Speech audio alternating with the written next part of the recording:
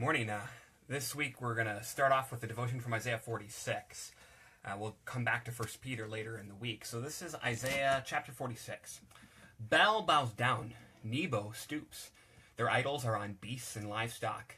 These things you carry are borne as burdens on weary beasts. They stoop, they bow down together. They cannot save the burden, but themselves go into captivity.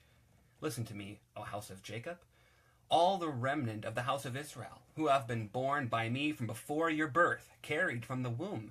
Even to your old age I am he, and to gray hairs I will carry you.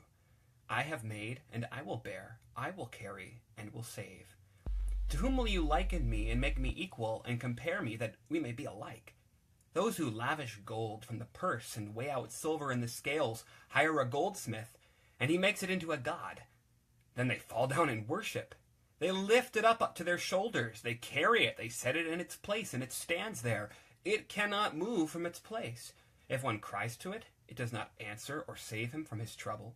Remember this and stand firm. Recall it to mind, you transgressors. Remember the former things of old. I am God, and there is no other. I am God, and there is none like me, declaring the end from the beginning and from ancient times things not yet done, saying, my counsel shall stand, and I will accomplish all my purpose, calling a bird of prey from the east, the man of my counsel from a far country.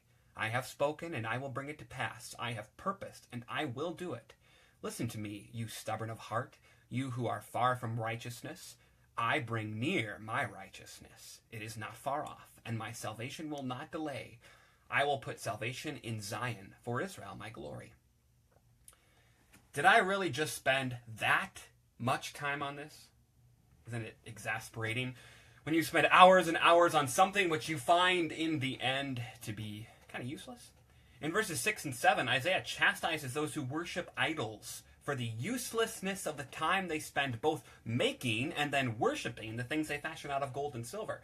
A waste of money, a waste of time, a waste of trust. Pretty foolish, huh? But before you go thinking too much about how foolish other people's idolatry is, take a look in your own heart. I doubt any of you have ever melted down gold coins and made an idol. I mean, who even has gold coins anymore?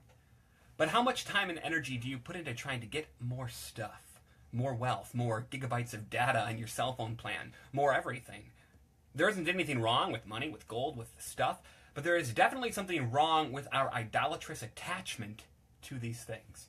You ever find yourself thinking in terms of, if I can only get, fill in the blank, then I'll be set. Then things will be better.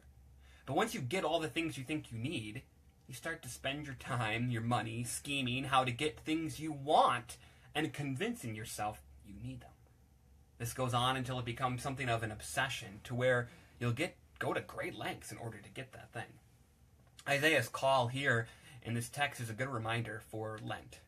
Put aside the idols, put aside the distracting passions, put aside the quest for more, and look instead at something old, something which has come very near to you, something which will never be a waste of your time, something worthy of your trust, something which you did not make, rather, made you. Verse 8 speaks about this.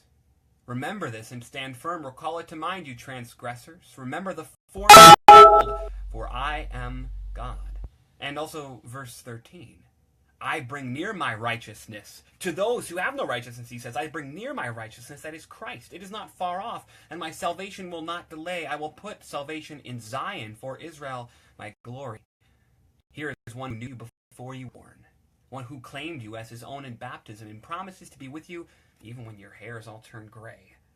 Even if money has deserted you, God has come near to you in Christ. And when money and stuff cannot help or save or comfort, Christ and his cross can. Don't waste your time on idols. Life is too short, and eternity too long. Jesus is the only God. Jesus is the only way. You'll never be wasting your time on him.